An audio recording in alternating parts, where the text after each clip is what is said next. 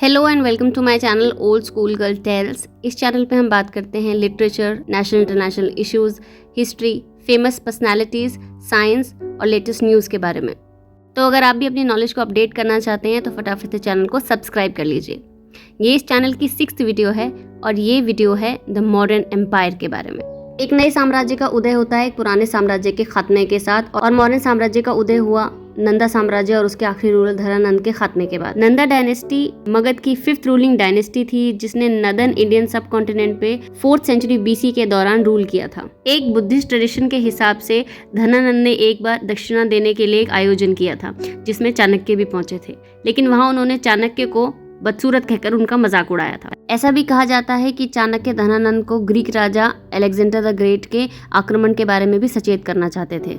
ऐसी बेइज्जती होने पर चाणक्य मगध छोड़कर चले आए और उन्होंने निर्णय लिया कि वे एक ऐसा योद्धा तैयार करेंगे जो कि धनानंद और नंद वंश का नाश करेगा और मगध का नया राजा बनेगा। जैन ट्रेडिशंस के मुताबिक एक बार चाणक्य एक गांव से गुजर रहे थे जहां उन्हें कुछ बच्चे खेलते दिखे। बच्चों के झुंड में उन्हें एक बच्चा राजा का नाटक करते हुए दिखा। ये बच्चा चंद्रगुप्त मौर्य था। इसी बच्चे को वो अपने साथ तक्षशिला ले गए और वहाँ उन्होंने उसे शास्त्रों, मिलिट्री आर्ट्स, लॉ और अन्य कई विद्याएं सिखाई। चाणक्य और चंद्रगुप्त मौर्य ने मिलकर एक मिलिट्री तैयार की जिसने धनानंद को हरा दिया और मौर्य साम्राज्य की स्थापना हुई। चंद्रगुप्त मौर्य मौर्यन डायनेस्टी के पहले शासक थे। जैन ट्रेडिशंस के अनुसार धनानंद की एक बेटी थी दुर्धरा, जिसकी शादी चंद्रगुप्त मौर्य के साथ हुई थी। मगध पर विजय पाने के बाद चंद्रगुप्त मौर्य ने वेस्टर्न बॉर्डर को भी सिक्योर कर लिया, जहां उनका सामना सेल्यूकस निकेटर फर्स्ट से हुआ, जो कि एक ग्रीक जनरल थे। युद्ध खत्म करने के लिए सेल्यूकस निकेटर ने अपनी बेटी हेलेना की शादी चंद्रगुप्त मौर्य से करवा दी। ऐसा माना जाता है कि इस मैरिज ट्रीटी के तहत सेल्यूकस निकेटर ने कांधार और बलूचिस्तान चंद्रगुप्त मौर्य को दे दिया, जिसके बदले में चंद्रगुप्त मौर्य ने सेल्यूकस निकेटर को 500 हाथी भिजवाए। चंद्रगुप्त मौर्य एक बहुत ही कुशल शासक साबित हुए। उनकी पत्नी दुर्धरा ने एक बेटे को जन्म दिया और उस बेटे का नाम बिंदुसार रखा गया। बिंदुसार 22 साल की उम्र में मौर्यन एम्पायर के दूसरे शासक बने। उनकी पहली पत्नी शुभाद्रांगी थी, जिन्हें धर्मा भी कहा जाता है, और उनके अलावा उनकी कई और रानियां थी। शुभाद्रांगी से उन्हें विटशोक और अशोक नाम के 2 पुत्र हुए और एक अन्य रानी से उन्हें उनके बड़े बेटे सुशीम प्राप्त हुए।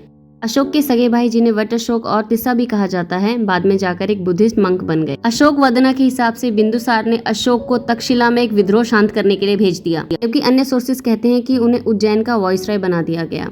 इसके बाद तक्षशिला में फिर से विद्रोह शुरू हो गया, जिसे दबाने के लिए अशोक को भेजा गया, क्योंकि सुशीम इसे दबाने में असफल हो गए थे। कई सोर्सेस बताते हैं कि अपने पिता के मृत्यु के बाद उन्होंने सुशीम समेत अपने कई भाइयों को मौत के घाट उतार दिया और स्वयं को राजा घोषित कर दिया। उन्होंने केवल अपने सगे भाई विटअशोक को जिंदा छोड़ दिया और इस तरह से अशोक मौर्यन साम्राज्य के तीसरे शासक बने। ऐसा माना जाता है कि उनके शासनकाल के दौरान उनका साम्राज्य बुलंदियों पर पहुंच गया। उन्होंने एक्सपेंशन की नीति को अपनाया और अपने साम्राज्य को दूर दूर तक फैला दिया। लेकिन कलिंग ही एक ऐसा राज्य था जिसे बार बार चाहकर भी वे नहीं जीत पा रहे थे। उन्होंने कलिंग पर आक्रमण कर दिया और इस युद्ध में ऐसी तबाही हुई जैसी तबाही किसी और युद्ध में कभी नहीं हुई थी। इस युद्ध में हुए ब्लडशेड और डिस्ट्रक्शन को देखने के बाद अशोक को बहुत पछतावा हुआ और उन्होंने नॉन वायलेंस का पथ अपनाने का निर्णय किया। उन्होंने बौद्ध धर्म अपना लिया, लेकिन कुछ श्रीलंकन ट्रेडिशंस ये मानते हैं कि वे पहले से ही बौद्धिस्ट थे। तरंथा में अशोक को कामा अशोका कहा गया है क्योंकि वे बहुत सारा समय प्लेजरेबल एक्टिविटीज में बिताते थे। बाद में उन्हें चंड अशोक भी कहा गया क्योंकि अपनी एक्सपेंशन की नीति के तहत उन्होंने बहुत डिस्ट्रक्शन क्रिएट किया। उन्होंने प्रिजनर्स के लिए पाटलिपुत्र में एक जेल भी बनाई जिसे अशोकाज हेल कहा गया। यहाँ पर वे प्रिजनर्स को बुरी तरह टॉर्चर किया करते थे। लेकिन बौद्ध धर्म अपनाने के बाद उन्हें धम्म अशोका कहा गया।